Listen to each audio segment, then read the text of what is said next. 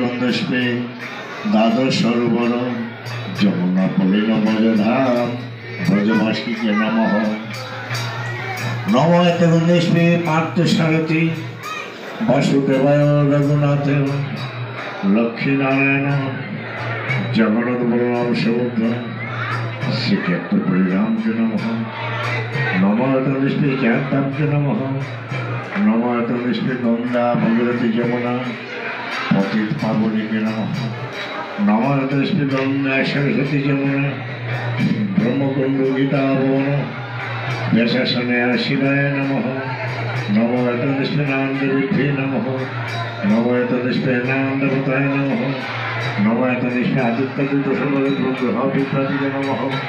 নমঃ গন্ধস্পে গুরুবে নমঃ। নমঃ গন্ধস্পে পরম গুরুবে নমঃ। নমঃ গন্ধস্পে গুরুবর্গায় নমঃ। নমঃ গন্ধস্পে সাধুগুরু বৈষ্ণবে নমঃ। নমঃ গন্ধস্পে পিতৃপুরুষায় নমঃ। নমঃ গন্ধস্পে দরুদ্রে নমঃ। নমঃ গন্ধস্পে ধূপদীপায় নমঃ। নমঃ গন্ধস্পে কোটি পশ্চাদি যজ্ঞসূত্র শতাম্বুল শ্রী গোবিন্দায় নমঃ। নমঃ গন্ধস্পে পঞ্চফলায় শ্রী গোবিন্দায় নমঃ। নমঃ গন্ধস্পে পঞ্চমিষ্টি দ্রব্যাদি শ্রী গোবিন্দায় নমঃ।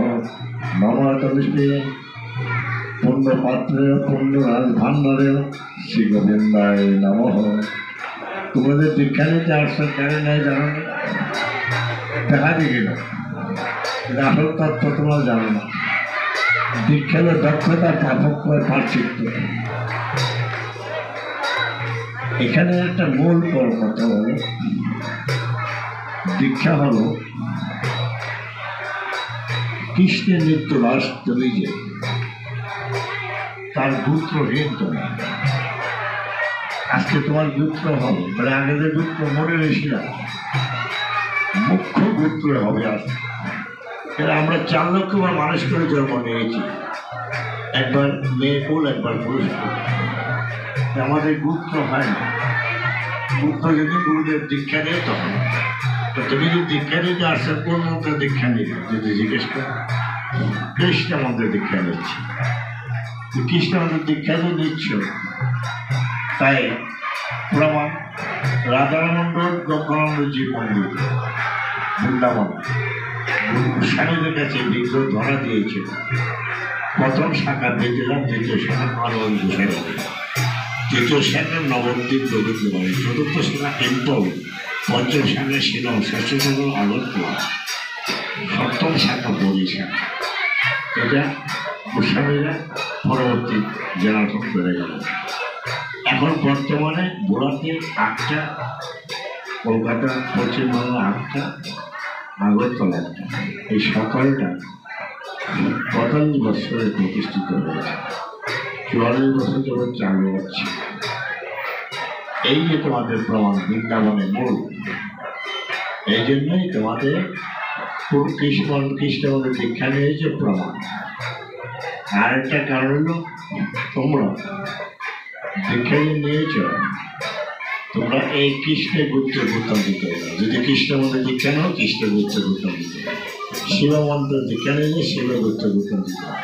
কোনো মহাপুরুষকে দীক্ষা নিলে তার গুরুত্ব গুরুত্ব দিতে, কৃষ্ণের গুরুত্ব দাবি করতে হবে। আজকে তো তোমরা কৃষ্ণ মন্ত্রে দীক্ষা নিচ্ছ, কৃষ্ণের গুরুত্ব গুরুত্ব দিতে, অর্চিত আনন্দ কৃষ্ণের এই গণানন্দের বিশাল ব্যাপার।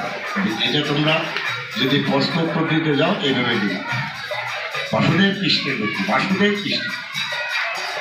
বাসুদেব কৃষ্ণকে নারায়ণ স্বয়ং দ্বারকার অধিপতি। এই জিনিসটা আমরা তো অনেকে জানি না।